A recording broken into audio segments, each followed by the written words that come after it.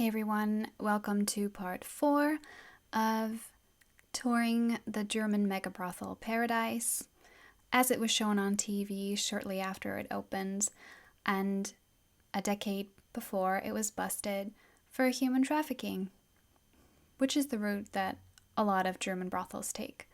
That's maybe something I neglected to talk about in earlier videos. The Paradise is an example. It's definitely not a singular case. What's unique about it, which maybe will be the 5th part of the series, is me talking you through the human trafficking that occurred in this location. Although, like I've said, I think exploiting someone's poverty or addiction or trauma is already a form of exploitation. But yeah, the unique thing about the Paradise case is that they were able to prove that the people running the brothel knew about the trafficking, encouraged it, were actively involved, because nearly every other time when trafficking is detected, they only punish the criminal gangs who moved the women or directly controlled them, and they don't punish the guys who rent the rooms where the commercialized rape occurs in. So we departed last time from a point where we know the next bit's going to be about Johns interviewing the guests, as they call them. And let me say this, these men do absolutely share a complicity in the definite and legally recognized as such exploitation that did occur in this brothel. First of all, without their demand, the trafficking wouldn't have been necessary. If there weren't that many men keen on, women decades younger than them who were sexually completely submissive, then trafficking wouldn't be necessary. And also, these men then take the women to a private room. They see her naked, they touch her, they have a chance to talk to her, although a lot of these women don't speak German, or not a lot, or English.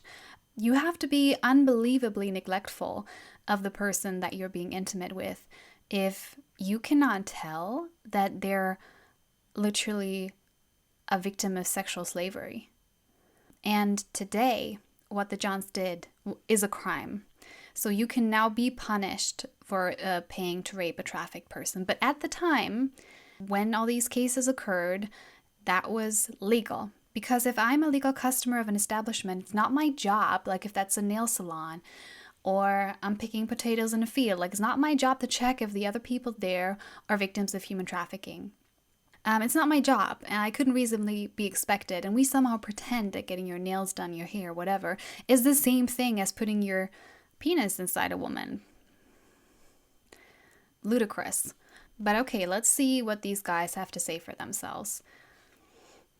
Warum gehen denn Männer wie Sie und andere in solche Clubs? Einfach Sex auszuleben. Yeah, pretty honest answer. Your standard John, he's not a sadist, he's not a pedocriminal necessarily. He's just I want sex right now in a particular manner with a woman with a certain look, and I just can't get that by, the effort it takes to date. And I want it right now.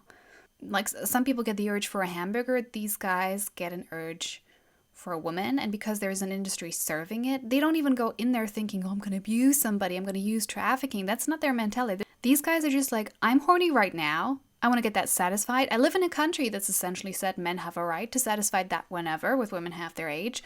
They go where those women are. And that's where the thinking stops. It's very straightforward, just like this guy. Extremely straightforward. Das anderweitig nicht möglich ist. Wieso ist das anderweitig Bei mir nicht ist möglich? anderweitig nicht möglich, weil ich keine Partnerin habe und hier halt Sex gegen Bezahlung unkompliziert ist und keinerlei Folge hinterher hat, dass man die Frauen immer loskriegt oder Beziehungsstress kriegt. Da habe ich einfach keinen Bock mehr drauf. Yeah, a lot of these guys are just sick of the amount of effort it takes to even just go on a Tinder one-night stand, because some women, they might expect to be wined and dined and talked to and say, hello, who are you, what do you do with your life? And that's just so much work, right? And there aren't a lot of women out there who want what he wants, which is anonymous sex, and then never seeing each other again and not expecting anything else. Not a lot of those women. And I'm telling you this right now, neither are the women in prostitution. It's not like all the women in the brothel just happen to have the same kind of sexuality. We're like, I'm into men twice my age and I want to do exactly the sexual things that they, pick off a menu and ask me to do. That's my sexuality. No, those women don't exist. They're a fantasy. And if he thought about it a little longer, didn't just think about himself, but thought about the women at the brothel, he'd see that what he's doing is abusive, but since there's not a single critical person in that entire environment demanding any kind of introspection, it's not going to happen. That's not to say that there aren't Johns who do think about this stuff. There are. But on the whole, they just do not feel responsible, right? The city signed off on it. The women, they're there with their papers and everything. It's actually not that hard to traffic somebody with their papers, as we know definitely happened. You can even traffic a minor by giving her the papers of someone like 2-3 years older. But yeah, they just don't feel responsible because the entire setting suggests this is fine. You just relax. We take care of everything else. You don't worry your pretty little head about it, right? Geht es da wirklich nur rein um Sex oder auch so ein bisschen um die zwischenmenschlichen Begegnungen? Es geht auch um zwischenmenschliche Begegnungen, weil gerade in den Clubs. Okay, wait a second. He just said that that's too much work. Like meeting a human being that, might have emotions is too much work. But now he's telling us, no, but at the brothel, I do want to meet her as a person. You just contradicted yourself. Which one is it? Do you want to meet someone for human connection or not? Because you just told us both, that you do and you don't. Trifft man natürlich auch Freunde oder kommt mit Freunden her. Teilweise hat man sie hier kennengelernt. No. He's talking about the brotherhood, right? He's talking about other men. The human connection, he wants the sex from the women, and then he wants the human connection from his guys. These men who go to brothels together as friends, who go for stag nights, who go as business colleagues. Sometimes he might even do the business deal at the brothel and thereby obviously exclude all the female business partners that you might have because they're not allowed into that brothel. That's what we heard in the first episode. You cannot come in there unless you're a woman who works there either as, cleaning staff or as a sex seller. So I think feminists have talked about that a bunch, how there are these men, these like super patriarchal men who really, the only people they recognize as fully human is other men. That's where they get their human connection. And then women are literally just for sex and maybe reproduction. First time I ragged on him, I was wrong. He's not looking for human connection with a woman. Man kennt dann mit der Zeit auch ein paar Mädels schon ganz gut und unterhält sich auch mit denen. Oder wenn Party angesagt ist, dann kann man hier sich natürlich auch ein Stück austoben. Yeah, just imagine people ask you, how did you meet your buddy or your girlfriend? And you just go, yeah, at the brothel. And yeah, the way he talks about it so casually, just like the brothel is just another club to party at. In this sort of nonchalant ways. I mean, it's partially put on and partially, at least, in the circles that these men move in, it's normalized. Aber eigentlich suchen die meisten Männer hier die Illusion von Liebe, sagen die Mädchen, mal mit mehr, mal mit weniger Sex. I think it's the other way around. They're looking for the illusion of a consensual, steamy, short-term affair. And then some of them want to have a little bit more of the so-called girlfriend experience so that she'd pretend there's feelings involved. So not just faux physical attraction, but faux emotional and intellectual attraction as well. I really hate how we use the term love in the sex trade context. Like, there's a lot of words that are getting bastardized. If you ask me, the word sex is getting bastardized by the sex industry. And sort of for lack of better words, I'm still calling it that. But like the word love or the word eros, one euphemism for prostitute in German is love servant. Or prostitution can be called a service of love. And that's really, really awful. It'd be a lot more apt to call it, a hate industry or hate making to women rather than love. One of the next videos I'm going to make is going to be about the way that prostitution itself dehumanizes women even before they meet in a brothel like this through the way that the advertisement looks and is worded, etc. Like hate and stigma against women is real and it's spread throughout society. but it's part of the industry itself. We've seen throughout the series the way that women are belittled. Okay, we do have some more like slightly more in-depth conversation, but we are also letting people like Rudloff get away with calling women, kind of dumb, essentially. Women are presented as superficial, they want to have shoes. The media around it dehumanizes women, and the industry itself does. That helps some people sort of turn a blind eye, and it helps others excuse their mistreatment, their violence, their hatred of those in the industry. I don't know if that's making sense right now, but basically my entire channel is testimony to that fact. It's a hate industry, a misogyny industry. It's not a love industry. Es ist ein sehr, sehr schwerer Job. Du hast so einen intensiven Menschenkontakt hier. Manchmal vielleicht nur mit einem, manchmal mit vielen mehreren, mit denen du dich unterhältst. Ganz viele verschiedene Charaktere. You know how people talk about getting burned out at regular customer service jobs, just having to smile every day and say, "Do you want a receipt?" That can be tough. Now imagine you have to sit down and compliment that guy.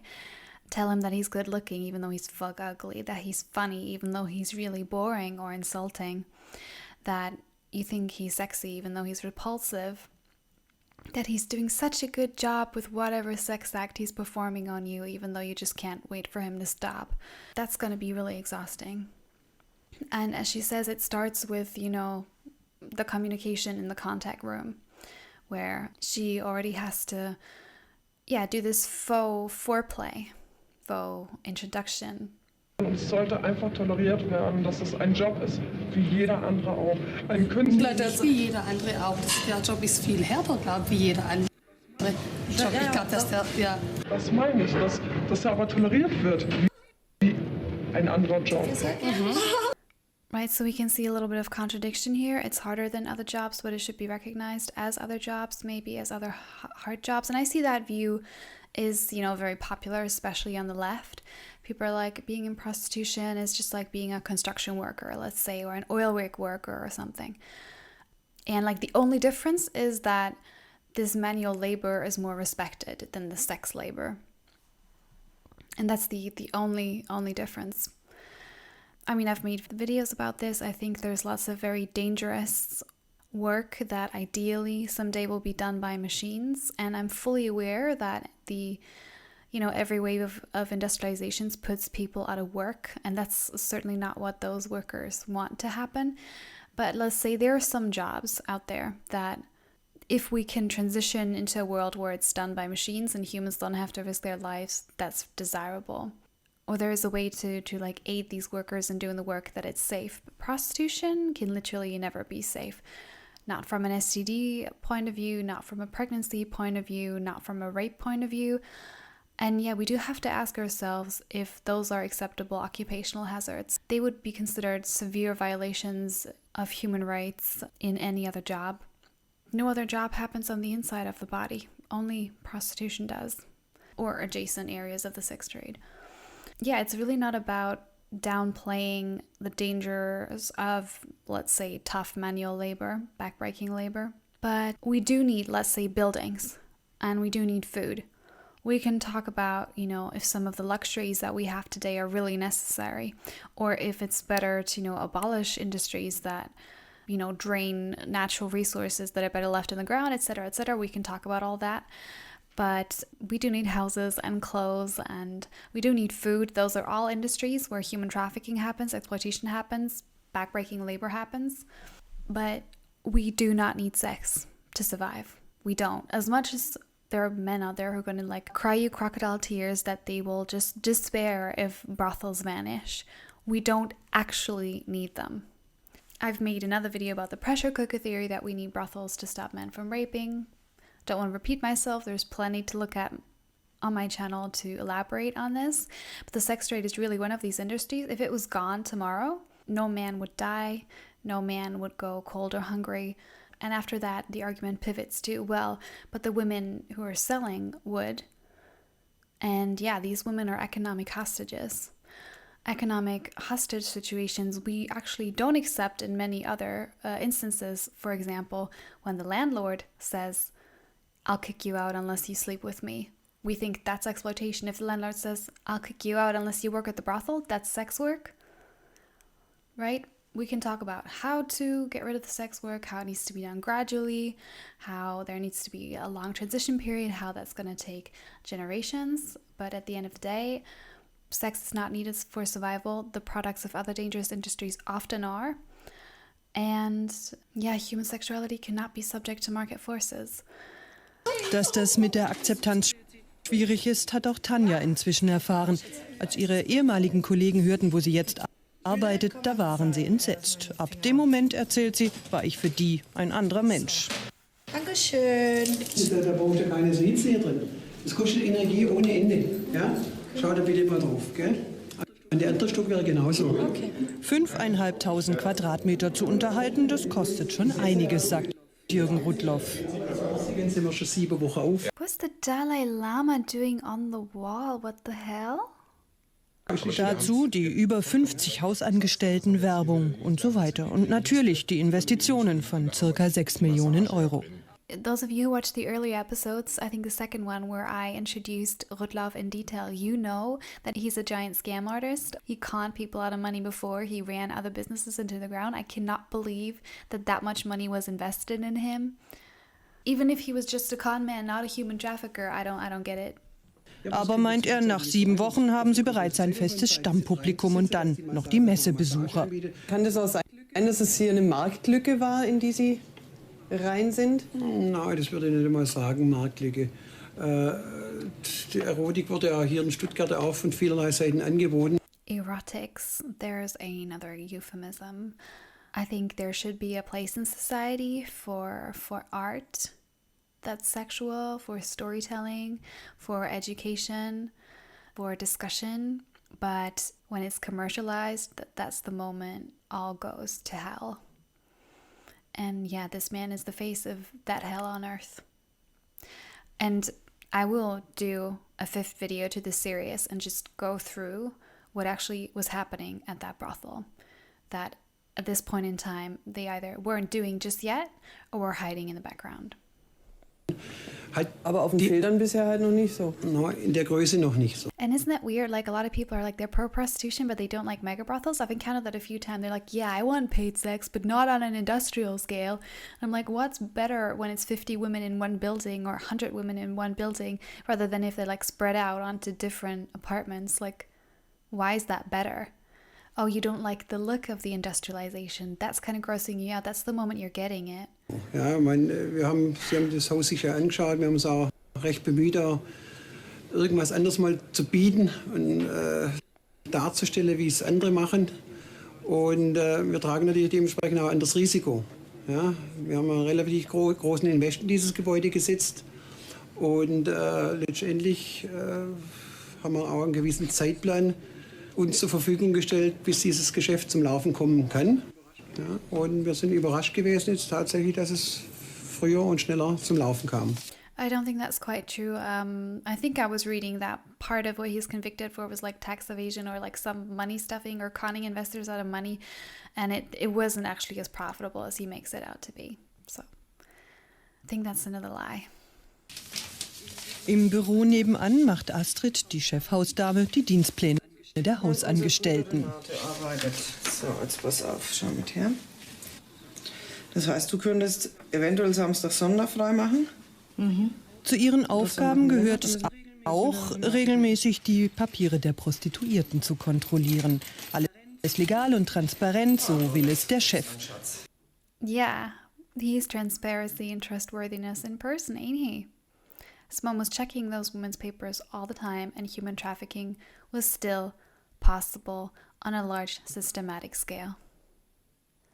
Check the papers is what people always tell me to do to fight trafficking, and I'm like, they did. And you can still traffic someone. You can have correct papers, or you can have fake papers that look convincingly enough. You can just have straight up correct papers and still be under someone's brutal thumb. She's a legal migrant, which a lot of the, Eastern European women in Germany are. Like, the papers isn't where you find out whether she's trafficked or not. You can be a native German and be trafficked. Like, a lot of people don't realize that trafficking can happen inside a country. It can happen inside one city. It can happen inside one apartment. Like a boyfriend can pimp out his girlfriend in their own apartment. That's trafficking. It doesn't have to be cross-border. Und sogar die örtliche Kripo bestätigt uns, bislang ist alles in Ordnung. Was ich wissen müsste? Alles okay? Gut, prima. Right, so the police was involved. They signed off on it. Nobody saw anything. And it took them like 15 years. So. Jetzt haben wir hier die Ordner mit den Ausweiskopien der Damen. Wenn die Polizei kommt, also die erwartet es von uns, was eine gute Sache ist, dass wir von jeder Dame die Ausweise kontrollieren, ob die überhaupt die Berechtigung haben, hier den Beruf auszuüben. Und die unterteilen wir, diese Ausweisordner, in einmal die Damen, die schon Steuernummern haben, also Gewerbe angemeldet haben, und die anderen, die hier quasi Pauschalsteuer bezahlen täglich, wenn sie hier arbeiten. Yeah, and that's something unique to prostitution, where you cannot be officially registered and still be paying tax. I've talked about this before. It's supposed to help women, but they're actually not going to see much of that money again unless they really understand all the paperwork from A to Z. And these are exceptionally high taxes because of these like high estimated earnings that they don't necessarily make. Das wird dann direkt mit dem Finanzamt abgerechnet. Problem ist ein bisschen, dass wir natürlich die Damen nur oder meistens unter dem Arbeitsnamen kennen. Man kann sich polnische oder rumänische Namen, südamerikanische nicht so leicht merken. Only job, you're going to try and hide your real name from your boss. And that's not just because of stigma. People are like, it's stigma. No. I know a lot of survivors who are like, I was hiding my real name because I know there were criminal operations going on, and if criminals know your real name, they can chase you for the rest of your life. And they will do so if you cross them. And now she's telling us where the women came from, even all the way back then, like more than 10 years ago, most of these women were foreign. Depending on whether the John has a fetish for an exotic name or not, they may give themselves a fake name from one of the countries she mentioned, or, you know, get a German name or a Germanized name that's easier to remember. Die Polizei aber möchte, dass wir das nach den richtigen Namen, da haben wir manchmal ein wenig ein Problem, das kompatibel zu machen. Genau, wir suchen eine Alina und die heißt aber in Wirklichkeit Malgrozida Rezivica. Und da müssen wir dann schon manchmal ein bisschen Sucharbeit leisten, genauso wie die Polizei. Aber wir stehen jetzt noch ganz am Anfang, uns gibt es noch nicht so lang. Aber ich wage mal zu behaupten, dass wir in kurzer Zeit ganz schön viele Ordner haben werden. Because the women are constantly changing because the Johns want fresh meat all the time. Der nächste Morgen. Die Waschmaschinen laufen bereits auf Hochtouren. Bis zu 250 Gäste pro Tag, schätzt der Chef. Also viele Handtücher, Bettlaken und Bademäntel. Haben Sie eine Ahnung, wie viel Kilo Wäsche das am Tag so sind? Also am Wochenende, da laufen die Maschinen rund um die Uhr. Von früh bis 7 bis früh um 7. Da kommen wir manchmal gar nicht hinterher. Da kann es passieren, dass ich, wenn ich Frühdienst habe, 5 solche Container mit Dreckwäsche habe. Aber das ist dann nur die Container, die von abends übrig geblieben sind, was die Spätschicht dann nicht geschafft hat. Das kommt ja am Tag dann noch mehr dazu. I really don't blame these people. I have no reason to believe that they were involved in any of the horrific crimes that happened at that brothel. Right, the low-level cleaners. But I just wonder how they feel about having worked at a place like that, if they feel guilty. Like, I don't blame them. I'm not saying they should feel guilty. They were such a tiny cog in that machine. They were not responsible, but still, how would you feel if your place of work was busted for trafficking? And it turned out that, you know, the main source of income for your business that paid your salary happened through brutal sex trafficking and probably haunt you pretty bad. Or just the fact that you didn't see it, or maybe you did see something and then like you didn't act on it because you were kind of worried. Like, I can just imagine, like, let's say one of the cleaners did see something and she tried to report it, or he tried to report it. Like, what chance would this single witness have against, like, literal mafia? None.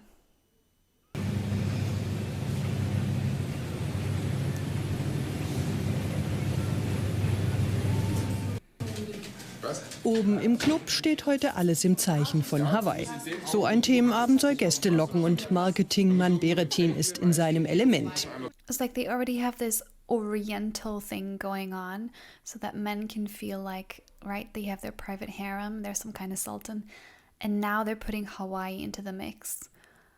Like, it's lowest on the list of egregious things the sex trade does, but like having absolutely no taste and being really insulting to other cultures is yeah, it's up there. Well, it's down there on that very, very long list on gross things. A Hawaii evening, though, are they going to have like fake hula dancing and whatnot? And let's see. Das sieht ja blöd aus. Ja, viel besser. Und jetzt die Blume in die Mitte. Also cool. Genau, perfekt. So, ganz sieht uns vorgestellt. Also die halbe Stunde. I don't know what to say. I don't know what to say. It's making a fun game out of just extreme objectification of women. And now like this weird exoticization. So you can imagine that you're going to the island of Hawaii and exploiting the local women as the dashing European explorer. It probably doesn't go that deep. Like neither the advertisers nor the Johns are thinking about it that way, but still. I mean, they could have an Oktoberfest themed evening, to be fair. There hasn't been a ton of thought put into this, but yeah, I mean, there's a horrific history to the sexualization and an ongoing reality of systematic sexual exploitation of women in Hawaii. Yeah, this is really insulting to women in general and women from Hawaii in particular. 50 Euro. Nähere Auskünfte bekommen Sie dann hier vor Ort. Ja, bitteschön. Tschüss. Du, und jetzt hängst du mir hier die Muscheln hin, oder was? Ja. Entenbrust, ja. Pudenbrust, asiatisches Gemüse. Okay, gut. Dann nennen wir alles hawaiianisch. Mhm. Hawaiianische Pudenbrust, hawaiianische Entenbrust, hawaiianische Frauen. Hawaii, Hawaii, Hawaii. Okay, take it back. You are supposed to imagine you're in Hawaii exploiting the local women. That is the point of the evening. Koch Sigi bereitet die Obstschalen à la Hawaii vor. Eigentlich, sagt er, ist das Aufgabe des Küchenhelfers und nicht des Kochs. Aber bald kommt ja eine Aushilfe. Hat sich jemand gefunden? Ja, du hast dich aber vorgestellt. Eine ganz nette. Und dann haben wir noch einen Asiaten. Der kommt nachher. Sehr fleißig. Der ist sehr fleißig. Den haben wir für abends. Aber es war nicht so einfach, ne? Nee. Woran liegt das? Das Problem ist das, weil die Frauen, weil das ja hier ein Saunaclub ist, dass die Männer die Erlaubnis nicht geben, nur wenn eine ledig ist. Dann können sie es selber bestimmen. I'm sorry, what? He's saying that married men are not letting their wives work there? You don't think a woman herself would be like, maybe a brothel is not an environment I want to be at? No, the free independent woman, she chooses the brothel. Gotcha. Dabei wäre sie ja nur in der Küche. Die angekündigte typisch hawaiianische Band ist derweil eingetroffen. Wo kommen Sie eigentlich genau her? Gambia. If this was an event at a university that was a Hawaii-themed evening and they invited musicians from Gambia and they had Asian cuisine, people would go like crazy for this like being weirdly culturally insensitive. But a brothel can have an Hawaii evening and it's fine because male sexual fantasies, anything goes. Anything. You can have schoolgirl-themed brothels, and we do have them in Germany. I can make a reaction video to that sometime, I guess. That's all fine. Alle. Alle Gambia. Alle Gambia, ja. Also nicht wirklich hawaiianisch. Hawaii. Hawaii. Dafür liegen die hawaiianischen Hühnchen schon in der Pfanne. Die Dunstabzugshaube kämpft ziemlich vergeblich gegen den Qualm in der kleinen Küche. Und die Dunstwolken ziehen bis raus ins hawaiianische Clubambiente. Aber Michael Beretin ist schon zur Stelle und sorgt für frische Luft. He takes care of everything. Was he involved in like any of the physical abuse of the women too? Does he do that? Does he tattoo them the ownership marker of their pimp? Because that be someone who's taking care of everything. I'm not saying he did. I don't have evidence that he did. Just that he knew and didn't give a fuck. Ja. Hier zulassen, es ist brutal, Leute. Hast du die Lüftung an? Weil das ist immer so. Ja, da kommt ein neuer Abzug. Also 3 Rohre. Auch wieder Kosten. Während ihr Mann noch im Qualm steht, bewirbt sich Anita gerade um einen Job am Empfangstresen. Sie will raus aus der Küche. Also für mich wäre es eine super Lösung. Doch, absolut. Super Lösung. Bei uns, wir brauchen hier im Empfang sowieso noch eine Dame. Und es ist eine Vertrauensposition da vorne an der Kasse. You see, you start working at this brothel and you get a little bit of a different job. You can see they're making some more money over there. You get a different job. What's to say, maybe not her because her husband's there, but you're hearing how other women are making more that you might want to switch over, and at some point you end up selling. Do you see what I mean with this environment? I mean, it's normal that if you're in a company, you're trying to get a better paid job elsewhere. And if you have a foot in the door, why not try and apply for a better position? But in this case, one of the jobs where there's always an open space for you to go is to be a sex seller. And that's why no one wants to work in that environment. She doesn't want to slip into that. Ich kenne sie von Anfang an, der Ablauf von dem Geschäft. Ja. Uns tut es natürlich auch ein bisschen weh, weil die Küche natürlich hofft, dass sie nicht nachlässt dadurch. Gell? Nein, ich meine, sind wir ehrlich, das ist ein super Geschäft, was ihr dahinter macht. Du lachst mich an. Ja, meine neue Kollegin. Oh, mein Mann flippt aus. All these women like casually mentioning how their partners are going to be mad that they have now more proximity to the industry. Yeah, why might he be mad? Because other men are going to ogle his wife. And possibly more, possibly worse. That's what. Because the whole atmosphere has to be sexy, like all of it. She's going to have to sex up her appearance a bit at the entrance door. Like I read these reviews of the Johns, right, of the brothels, and when they see a woman who is older or who is not sexed up, they will negatively comment.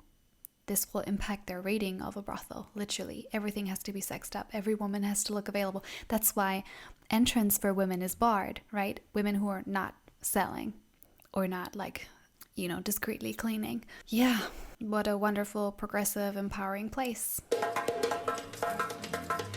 Während unserer Dreharbeiten verändert sich noch so manches. Tanja wird befördert. Von der Bar zur Hausdame. Ab jetzt kümmert sie sich um die Frauen und schaut im Club nach dem Rechten. Yeah, and what's next? Katja, die Teilzeitprostituierte, hat dagegen Pech gehabt. Sie begegnete ihrem Chef aus dem Büro, hier im Club. Oh my God. Well, first of all, here's the hula dance, sexualizing Hawaiian culture and women. And she just said a woman who was selling met her boss as a John in the club, which is a real risk. That's why a lot of women try and sell sex elsewhere than where they live. Or, I mean, they're just straight up in another country where they don't know anyone, like all the migrant women. Oh my God, what happened next? Aus Scham traute sie sich nicht mehr zurück in den Bürojob und hat gekündigt. Because he would never again look at her as an equal if he knew this was a part-time job, that's why. Yeah, it's just so awful that she was the one who felt she had to quit. Not him. He didn't feel exposed. He wasn't worried about his position of power changing because he was caught at a brothel. No, just her. Shame's all on the women. It still is today. And that works perfectly for the men. Because you could only use an environment that's dehumanizing to women, so nonchalant. Yeah, if you're taking part in the dehumanization, which is exactly what Johns do. Vorläufig ist Prostitution jetzt erst einmal ihr Hauptberuf. Sex als knallhartes Geschäft, das satte Umsätze beschert, vor allem für die Betreiber. Can happen to you. You weren't planning on this being the full-time thing, but then you slip into it. And at that point, you're more dependent on the Johns, and your sexual boundaries are likely, to decrease. Because at that point, yeah, your sexual boundaries in prostitution are subject to market forces.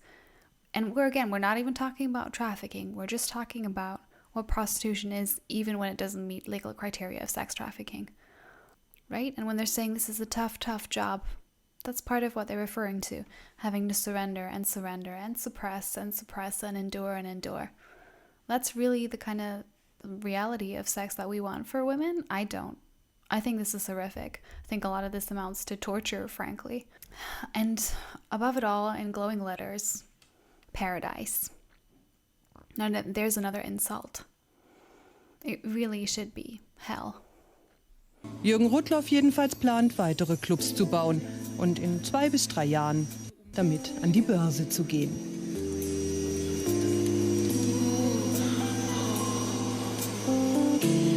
And you betcha there's a deep connection between like brothels, investment, banking, all these people. All right, that's the end of the video. Just some final moaning to finish this beautiful journey that we've been on. Yeah, thank you guys for listening all the way. Let me know your thoughts down below. I want to know what you noticed in this video series that I didn't. Yeah, now you know what it's like growing up in Germany and seeing this kind of shit on TV, which is sort of pretending to be investigative, but it's really just voyeuristic. Aids in the dehumanization of women in a lot of ways, claims it's sort of helping destigmatize, but really it's just promoting these mega pimps business. That's what I think is going on. And again, this brothel operated on the back of systematic sex trafficking because it couldn't even meet the demand just with, the financial desperation that we saw time and again. If there are other videos you'd like me to react to, put them down below. I want to make more reaction videos. And yeah, hopefully see you next time. Go out there and talk to people whether this is really what we want as a society for women and men.